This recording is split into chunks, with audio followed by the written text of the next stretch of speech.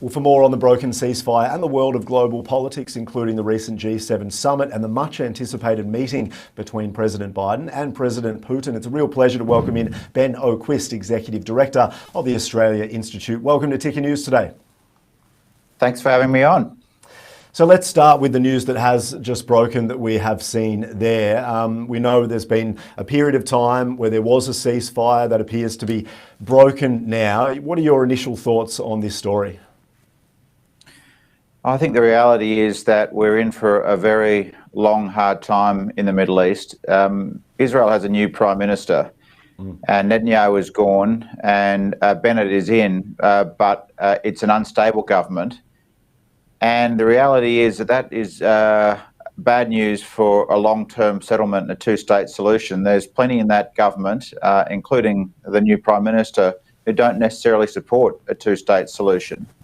And wherever we can't get a two-state solution, and there seems little prospect of that at the moment with the new unstable Israeli government, decreasing the chances of that, we're not going to have an enduring settlement. And without that enduring settlement, violence like this is going to continue. And it just shows how fragile that peace deal, well, it wasn't really a peace deal, but the ceasefire was, because there is no underlying plan to even start talks to get to an enduring settlement, and the violence will continue while ever we don't have that settlement. And unfortunately, the political dynamics in Israel are not conducive to such an arrangement. And when we look at world leaders now, I mean, the pressure will be on them. We saw a number of world leaders, including President Joe Biden, of course, who tried to call for calm last time. The pressure goes back on them to try and call for calm yet again, which may be impossible, as you mentioned. But do you expect to see President Joe Biden come out and make a statement over the coming day or so? Well, I hope so.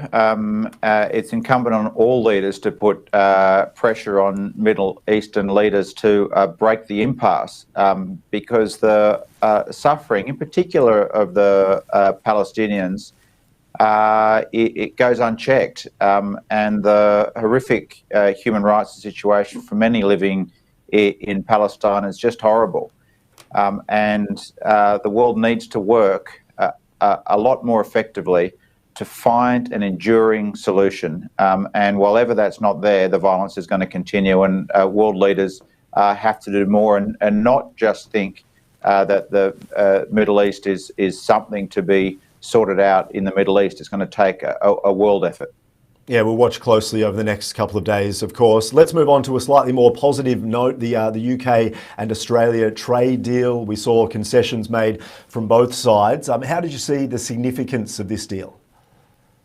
I think it is significant for Boris Johnson in particular. In the wake of Brexit, he is under enormous pressure to make up for the economic shock that Brexit represents to the UK. Leaving the EU is a big deal in a trade sense, and so he's got to find new deals, and in particular he's looking to traditional allies like Canada, the US and Australia to make up for the economic loss that Brexit represents. So I think really politically important for Boris Johnson. For Scott Morrison, yes, he's on the world stage and it's important to sign a deal, but it's pretty modest in overall trade terms. I saw that it represents some 0.02% increase to growth for the United Kingdom. And the barriers come down slowly over time. And these trade deals tend to be a bit overhyped at the time they're announced, and the long lead-up time to actually get them implemented means that the actual benefits are small and a long way in the future. And in fact, sometimes don't materialise at all. You might remember how big the celebrations were around Australia and the US getting a free trade deal. You know, a decade on, some analysis suggests Australia's actually gone backwards as a result of that deal. We haven't seen the fine print, and it's important we get a look at that to know exactly what's happened. The only thing that we do know from history of such trade deals is that they look a lot better at the time than the actual economic results they produce down the track. But undoubtedly, important symbolically for Boris Johnson.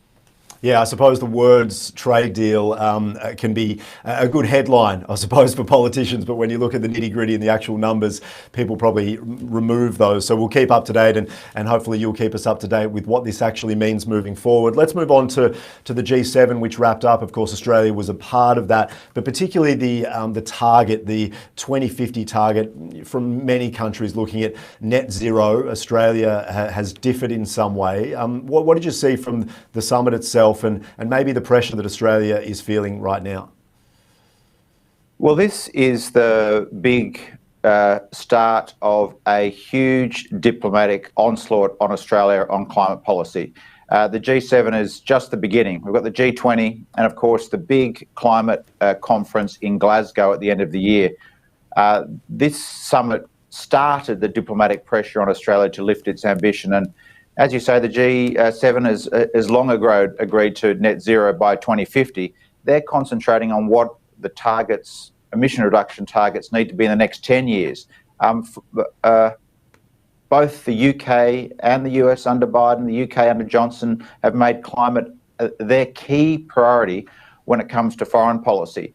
And again, the G7 ramped up calls for increased emission reduction targets at the 2030 stage. Like, Australia's being left behind. I mean, the debate about net zero by 2050 is passing Australia by. And indeed, all Australian states have a net zero by 2050 target, but Scott Morrison still can't get to it. Australia will have to adopt net zero by 2050 by the end of the year, and every point along the way where we don't do it serves to diplomatically isolate Australia, and in fact presents a economic problem for Australia as the rest of the world looks at carbon border adjustment taxes.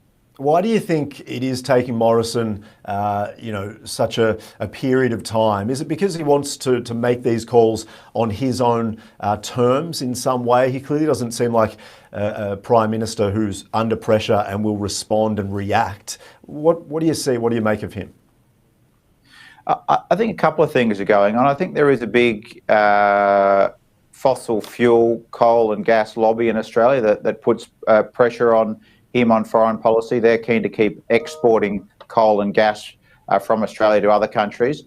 But he's also got a large rump inside his own party that doesn't want him to do net zero by 2050. Some on the National Party in particular, who are